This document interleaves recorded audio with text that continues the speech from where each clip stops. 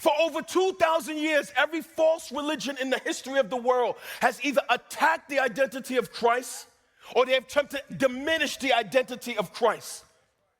And what is the confusion at the center of his identity? Not his existence. This is why believers should stop convincing people that Jesus is real. That's a stupid argument. There's documented evidence for his life. We're not talking about a mythological person. Nobody got to convince you that George Washington was real.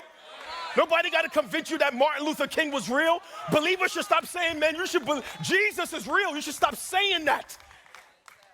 It makes him sound fictitious. There's documented evidence for his life in the scriptures and out the scriptures. Hear me, he was a historical figure. And the attacks against him is not about his existence. No, family. The attacks around the identity of Christ is what he claimed to be. Deity. Was he a prophet or more than a prophet? Was he a healer or more than a healer? Was he the most influential man in the history of the world, or was he more than an influencer?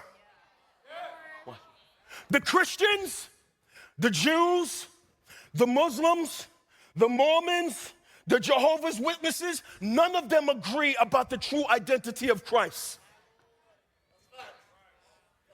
And right now, as I'm talking to you, all across society and around the world, there is a conversation raging in societies around the world about the true identity of Christ.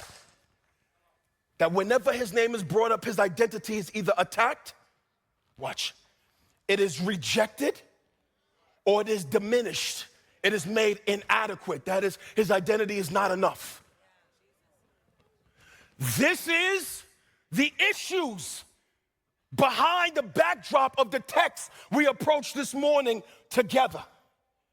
You remember from the beginning of this series, Christ has come into the city of Jerusalem for what will be the final week of his earthly life and ministry. He has upset the status quo of the religious order. He has been confronted by the religious elite inside the temple. He has pronounced judgment on them.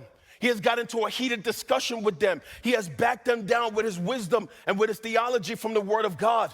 And after he has backed down these religious groups, the Pharisees and the Sadducees and the Herodians and the disciples of the Sadducees, Matthew would now record what will be the ending of this heated exchange that's been going on for 2 chapters between Jesus and the religious leaders of the day. Matthew would now give us this historical account that brings this argument to a finality.